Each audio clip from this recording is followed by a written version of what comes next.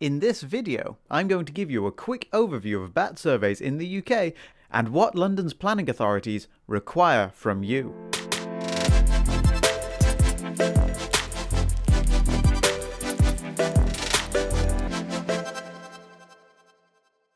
In short, a bat survey is carried out primarily to discern if there is or isn't a bat roost present in your property or development site. But the survey also provides information on the species of bat if the roost is active and the features that might be attracting them to your property.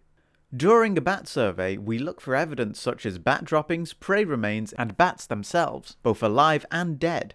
We also look for suitable roosting features and entry points that bats commonly use to roost or enter a property with, such as loose tiles and flashing, cracks in the brickwork, and enclosed dark spaces. Once this information is collected, the report may show that your property is bat-free or unsuitable for bat habitation, in which case this can be used to help your local planning authority grant you planning permission.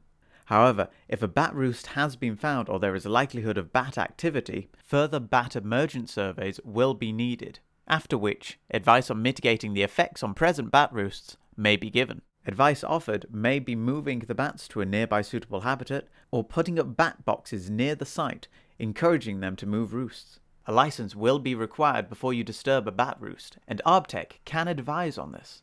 There are two main types of bat surveys: the preliminary roost assessment and the bat emergence survey. The preliminary roost assessment is the first step in finding out if you potentially have a bat presence on your property. This can be carried out during the daytime at any time of the year and will consist of an ecologist visiting to look for signs of bat activity on the site, such as bat droppings, prey carcasses, urine stains, and so on. They will also look to evaluate features on the property that may provide a suitable roosting habitat. These include features such as raised roof tiles that bats can roost underneath, and gaps in the eaves that will allow them to access into the loft space. This survey will grade your property from negligible, low, moderate, or high potential for bats. The outcome will determine if you need an emergent survey and how many you may need. If you have a negligible potential for bats, the ecologist will have found no evidence of bat activity or potential roost habitats. This may be all you need to provide to your local planning authority to help show your development will not negatively affect local bat roostings or habitat. For low to moderate, where potential roosts have been identified, you have to go on to have at least one emergence survey performed. High potential sites where evidence of bats has been observed will require at least 3 bat emergence surveys to assess the activity of bats in the area.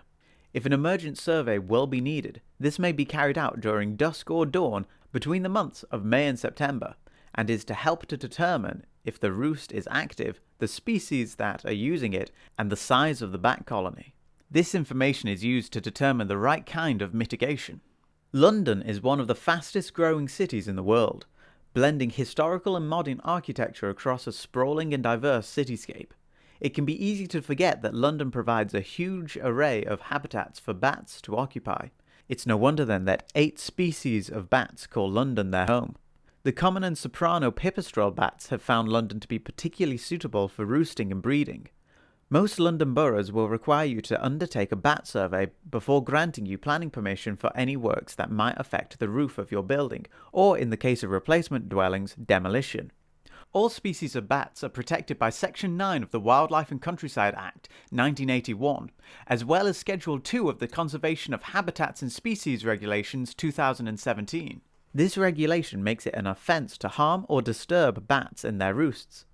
To ensure the safety of local habitats and the replacement of roosts where needed, if you have to destroy a roost to complete your development, you will require a European Protected Species Licence from Natural England.